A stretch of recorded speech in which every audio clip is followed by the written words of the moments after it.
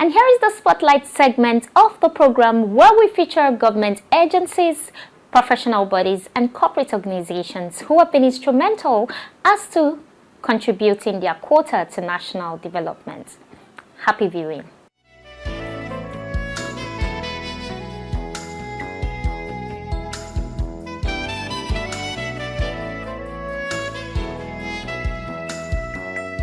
The Institute of Directors, as it was then known, had been in existence for 40 years, and in 2023 we achieved charter status, and by virtue of that we became known as the Chartered Institute of Directors Nigeria. Charter status is very important, really, because it means that an organization is now recognized by law officially. It is now a creation of the law, and part of the implication of that is that our council now includes some representatives of government. So we do have representatives from the Securities and Exchange Commission, from Ministry of Education, and from various other organizations. It confers on us a status that we did not have before, and of course that makes us even more credible in terms of an organization. Of course, transiting from being Institute of Directors to Chartered Institute of Directors also comes with a lot of changes within the institute. Principal among them is the fact that the council was reconstituted. Before, we used to have all the past presidents as members of council, but today we have only the three last past presidents that have been members of the council. And like I said earlier, we also now have representatives of some various government institutions who are now sitting on our council. This transition has taken about 2 to 3 years. We've done quite a bit of the work. Part of it was changing our logo, which already has been accomplished, and some other changes that are still ongoing. But hopefully, early next year, we should be able to complete everything towards the transition from former IoD to CIoD. This is one of the key elements of the new charter status, which is that we have a new category called Chartered Director. Currently, the curriculum and training program for that is being developed. Our plan is that by the first quarter of next year, we will roll it out. You will have to go through a series of exams to be able to qualify as a chartered director. So this is different from the fellowships that we have, memberships, honorary fellowships that we have.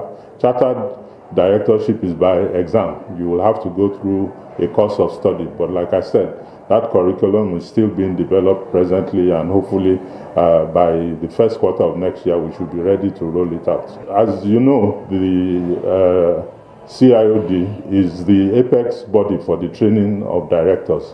And really what CIoD is about is capacity development. Capacity development primarily for directors in terms of training them, particularly in the area of corporate governance.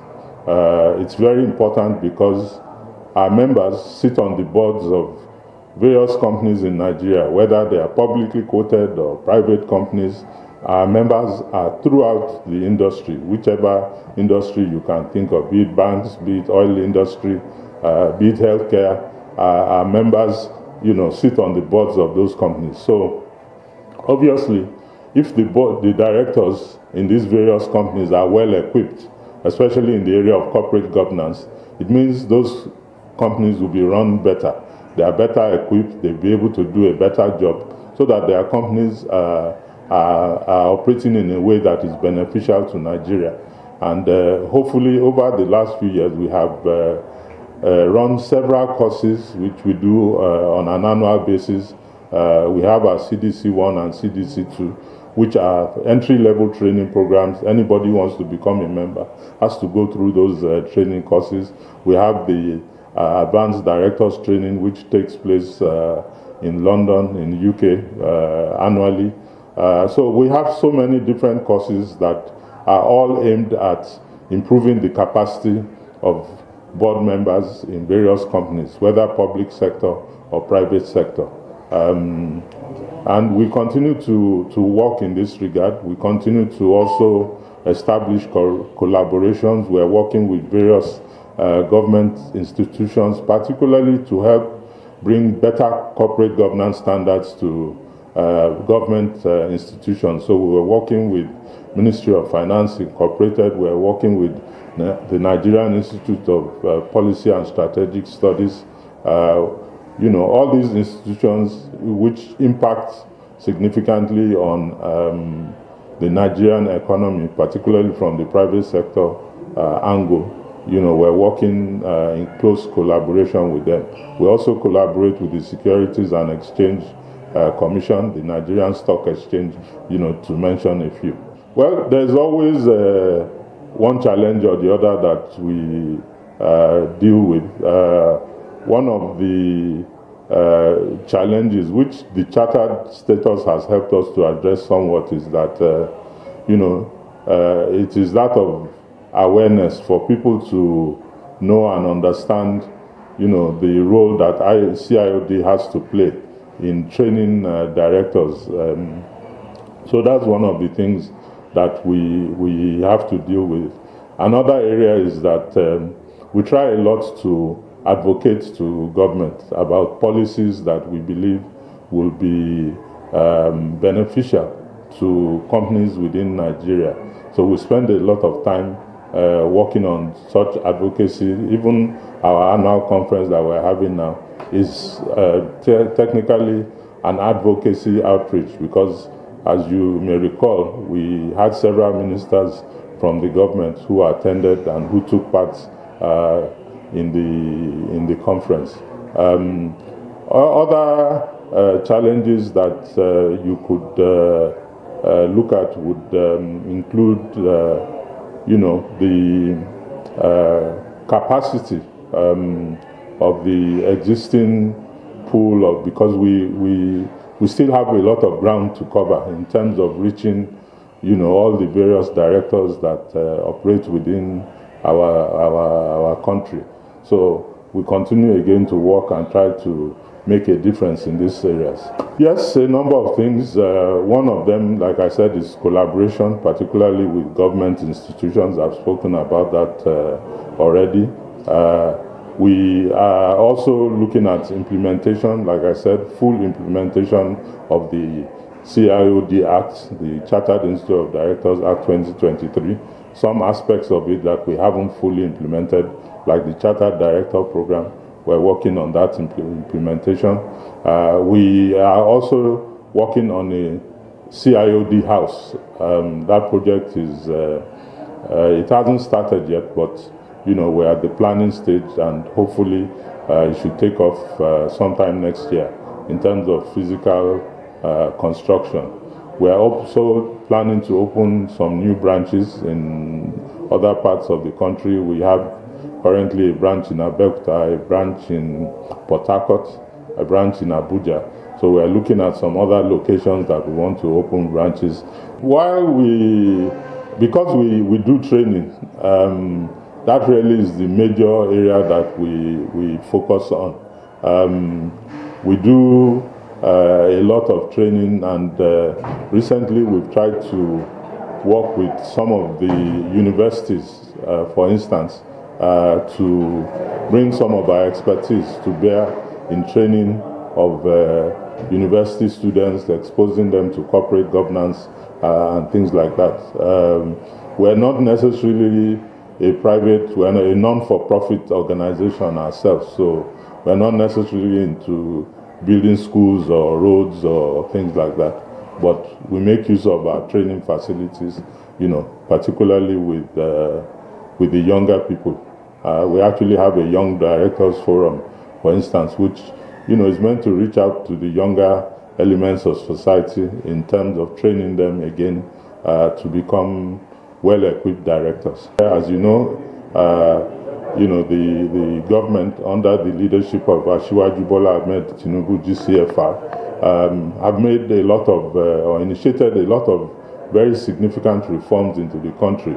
Subsidy removal, the removal of controls on foreign exchange, tax reforms that are currently under the... So we're living a world of change. There's also things like artificial intelligence now, a lot of issues around cybercrime and things like that. So really the purpose of the conference was to ensure that we again sensitize directors about the need to lead through change, be able to be well equipped, be able to predict the future and plan for the future, so that whenever these changes come by, the companies that they run are resilient and are able to, withstand some of the negative impacts that may be associated with those changes.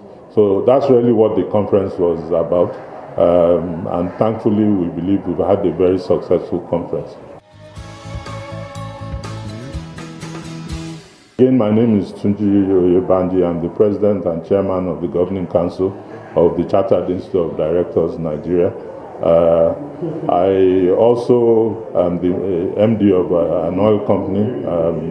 I still do that, but basically this interview is about my role as my role in F.CIoD. I've been a member of the Institute since 2012. And I've served in various capacities, including first vice president, second vice president. I've headed several committees and things like that over the years.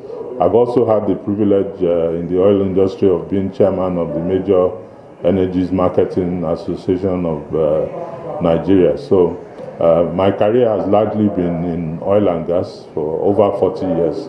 And I continue to operate within that space. I'm the managing director of Double One PLC, which used to be Mobil Oil Nigeria PLC, one of the major players in the downstream industry. It used to be a company owned by ExxonMobil, or ExxonMobil used to be the majority shareholder. But in 2017, the old shareholders sold their interest to another company. We operate in various areas of the oil and gas. We're into LPG on a very large scale. We're into aviation fuel. We have a network of over 250 retail outlets across Nigeria. We are a major manufacturer of lubricants, which mostly, about 90% of them, we manufacture locally here in Nigeria at our plant in Apapa. So yes, we are also into real estate. We have a portfolio of real estate that is part of, the assets of the company. I'd like to use the opportunity to reaffirm our support for the federal government of Nigeria, headed by F.CIoD Ahmed Tinubu, who incidentally many years ago was the treasurer of Mobil Oil Nigeria. He actually was my boss at the time. We continue to support the efforts. We support the reforms, the fundamental reforms that have taken place. We believe they are taking the economy to a better place. And hopefully we can do more ourselves in terms of investment. We are a very big investor in CNG, which we believe is a major focus for the federal government.